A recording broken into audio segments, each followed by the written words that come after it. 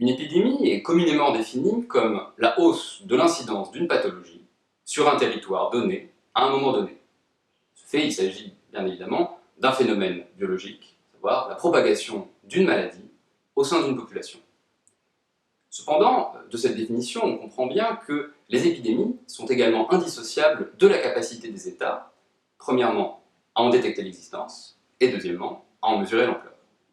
De ce fait, il peut exister des épidémies qu'on qualifierait d'invisibles, c'est-à-dire des épidémies dont l'État considère qu'elles ne méritent pas de réaction, ou alors dont il ne détecte tout simplement pas l'existence. Première question fondamentale est donc celle des dispositifs de surveillance épidémiologique. En effet, contrairement à la foudre que l'on va entendre avant de voir, les épidémies sont généralement précédées par des bruits avant-coureurs. Je développerai ici l'exemple de la circulation de la nouvelle d'une épidémie de fièvre jaune qui a touché le port de Livourne, dans le royaume d'Étrurie, ce qui correspond à la Toscane actuelle, à la fin de l'été 1804. Dans un premier temps, des rumeurs orales circulent dans la ville. Il s'agit de médecins qui ont observé un certain nombre de cas suspects, qui en ont parlé à leur entourage, et ce dernier a fait circuler l'information de proche en proche. La nouvelle de l'épidémie va ainsi parvenir à la connaissance des familles commerçantes du port, qui vont s'empresser de transmettre cette information à leurs contacts dans d'autres villes italiennes. Premièrement, pour faire part de leur inquiétude, mais deuxièmement, parce qu'il s'agit d'une information porteuse de très importants enjeux économiques. Généralement, les interlocuteurs auxquels les commerçants s'adressent sont leurs frères, leur oncle, leur père, ou un membre de leur famille qui gère une antenne de l'entreprise familiale dans une autre ville italienne. Ainsi, la propagation de la rumeur à l'échelle de la péninsule se fait par le biais de celles et ceux que l'on appelle les forestieri, c'est-à-dire les individus qui vivent et travaillent dans une ville dont ils ne sont pas originaires. Une partie de ces forestieri, informés par une note écrite ou un courrier, vont ensuite parler de la nouvelle à leurs connaissances locales, lors d'échanges verbaux, dans des lieux de sociabilité, des églises, des marchés ou autres. Ces rumeurs vont alors être captées par des institutions policières, soit par le biais d'agents qui écument ces lieux de sociabilité, ou alors par dénonciation directe de citoyens inquiets. Lorsqu'elles sont averties, les institutions policières décident alors de lancer de vastes enquêtes pour remonter à la source de l'information. Elles vont interroger toutes les personnes susceptibles de savoir quelque chose, et une fois qu'elles ont retrouvé en quelque sorte le patient zéro de la rumeur, ils vont demander le courrier originel. Une fois l'enquête terminée, les institutions policières vont transmettre un rapport résumant leur processus d'enquête aux autorités sanitaires qui vont ensuite prendre une série de mesures. Il y a deux choses à noter. La première, c'est que les magistratures sanitaires prennent connaissance de l'épidémie qui touche Livourne par ces canaux informels, avant même qu'il existe la moindre notice officielle de la présence de la fièvre jaune à Livourne. Deuxièmement, il est intéressant d'observer que ce phénomène se produit de manière quasi simultanée dans tous les États italiens, puisqu'on observe que la nouvelle de l'épidémie est connue entre le 27 et le 29 septembre 1804 dans des villes aussi éloignées que Gênes, Milan, Bologne, Florence, Rome et Naples.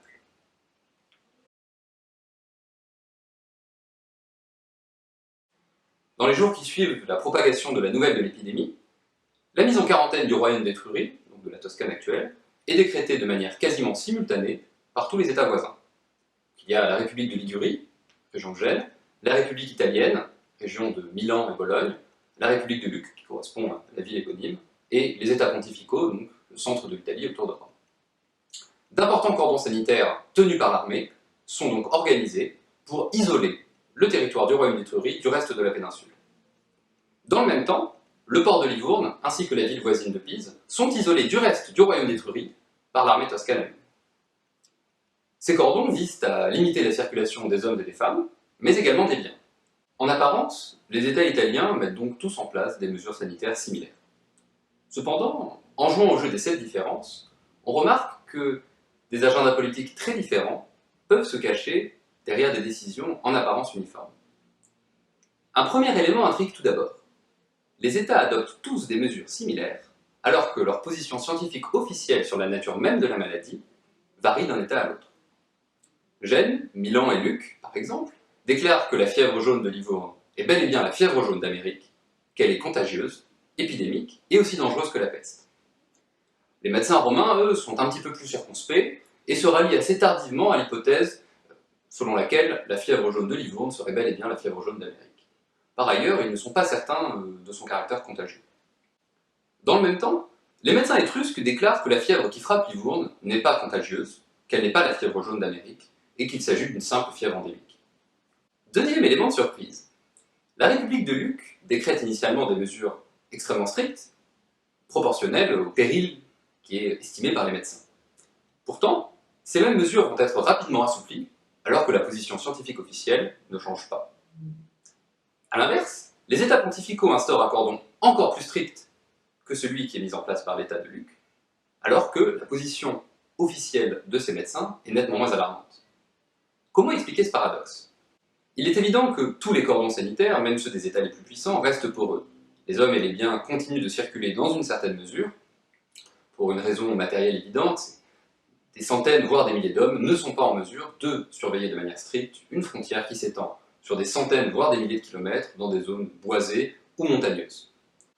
Dans ce contexte, il semblerait que l'assouplissement des mesures de quarantaine décrétées par la République de Luc tienne plus à son incapacité matérielle à surveiller ses frontières que d'une évolution de sa position ou scientifique ou politique sur le sujet.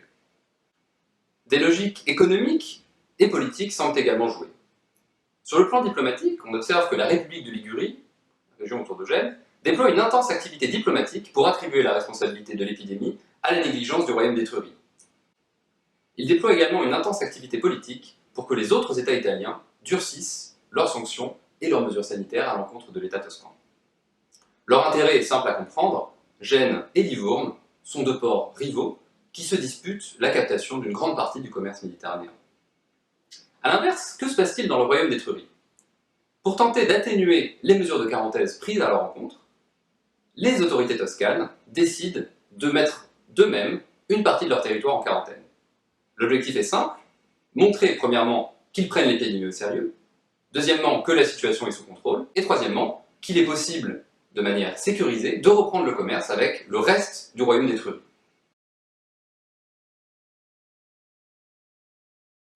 Premièrement, il faut noter que le confinement généralisé n'est pas décrété. C'est-à-dire que les personnes sans symptômes peuvent continuer de se déplacer librement au sein du territoire mis en quarantaine. La politique sanitaire s'articule autour de deux principes, diagnostiquer et isoler les personnes malades. Diagnostiquer d'abord. La fièvre épidémique devient une maladie à déclaration obligatoire. Qu'est-ce que j'entends par là? Premièrement, il y a une obligation pour les malades d'appeler un médecin. Deuxièmement, il y a une obligation pour les proches des malades de les dénoncer si jamais ils n'appellent pas le médecin.